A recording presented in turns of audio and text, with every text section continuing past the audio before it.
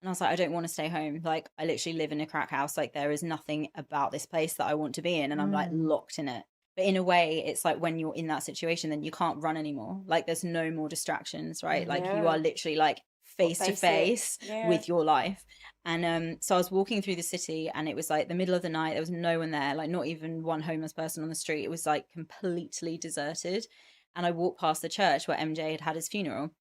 And I was literally like crying, just like, oh my God, like I miss you so much. Because he was my voice of reason, like the one person Mm. I could always talk to, be totally honest with, who was just like, come on, man, like you can fucking He do sounds it. like such Like, an yeah, amazing he person. Mm. really was. Like, he had an absolute heart of gold and he was just like such a good soul.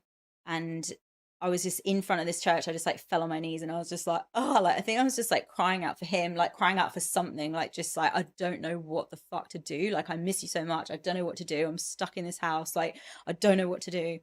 And I just I left that and then walked back to where I was living.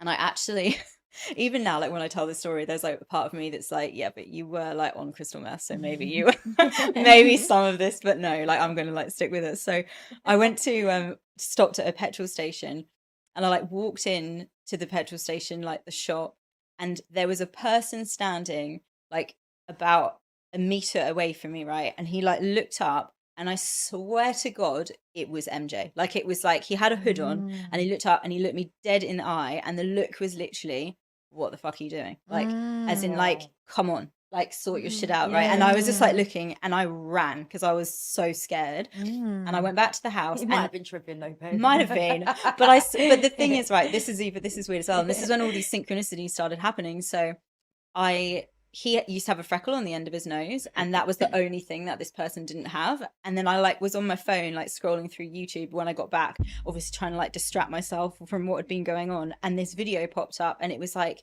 some random interview with Oprah and the Olsen twins, and they were talking about how, yeah, I used to have a freckle on my face, but now it's disappeared. And I was like, what Oh, I don't the know though. I do fuck? kind of believe in things like this. I ain't gonna Right. lie. And it felt like there Yeah. was like more and more of these like weird things happening where I was like, he is literally trying to speak to me. Like, it felt Yeah, like It's it a was like sign, yeah, these like definitely. I messages think like it yeah. coming is. from everywhere, right? Yeah. And I was just like, oh my God, this is so much. And then the next day I had this like thought that was like, go to a homeless shelter. And so I just went to this homeless shelter and I was like, look, I'm living in this house. I was like, I'm pretty fucked. Like, I'm on drugs. I don't want to be anymore, but I don't know what to do. And they were like, we're really sorry, but because of COVID, we can't put you in a shelter. We have to put you Oh. in a 4-star hotel. Oh. Oh. Oh. And I was Oh, like, all right then. All right. That's If I have to. okay if I was twisting my arm there, babe. right. So I'll make a again, sacrifice. so I thought someone was playing tricks on me because I was like, Yeah. that's not true. Like, that's not real. I was like, that is not real. But I'm like, okay. So I like went to this hotel and I'm like sitting in this hotel. And then I think the restrictions must have like eased off a bit. So then I thought I was losing my mind because there was all these like crazy synchronicities happening and I just like didn't know what was going on. And I ended up going to like a crystal shop. And I was like, ran in. I was like, I think I've been cursed. I'm losing my mind. I was like, all these things are happening. Rah, rah. And like, basically, I was just really ungrounded, like totally like out of my body, didn't know what was going on. Yeah. And they were like, look, we don't think you've been cursed. Like, that's quite unlikely, but maybe you should go and get your cards read. And I was like, yeah, okay, whatever. So I went and got my cards read by this person. And again, like when I didn't say anything to them about like what was I was going through or anything. And the first thing she says, like I sit down, she's like, you lost a friend recently. I was like, she goes, he's here right now. Oh And I was like, wow. oh my God, like just looking at her, she goes, he's telling me to tell you that you don't need to be scared anymore. You just need to keep taking the next step. And he's got you every step of the way. Oh, I love that. And I was just like bawling. I was like, oh my God, like I can't believe it. And then the reading finished. And at the end of the reading, I said, oh, I wasn't even planning on getting a reading done, but the lady downstairs told me to come up. And she's like, oh, was that Rachel or was that Akira? And I just was like, looked at her because Akira was MJ's daughter's name. Oh wow. And that's a random name as well, right? Yeah, So there was just it like is, all these yeah. things so happening. so many Yeah, times. so many things. And then he genuinely was. It was like from that moment on, it was like I could like hear his voice just like pushing me the whole time. Like, come on, man, you got this. Like every time I was like scared, it was just, come on, man, you've got this, you've got this, you've got this.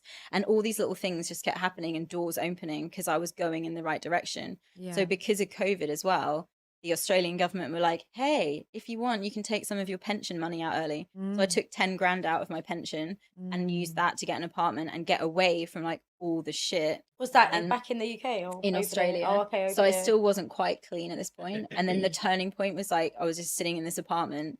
And that's what I mean, like sometimes I'm like, oh my goodness, like the whole journey was actually just the rock bottom was so shit where I'm just sitting there like fucking being beaten up like on the floor by this guy and like all these things that happened. But then the comeback was like this. It was like so quick. Like from that moment in front of the church to me like actually getting clean, it was like 3 months and I was in my own apartment just like chilling. Like it was so weird like how things like that can just unfold when you're on the right path. Yeah.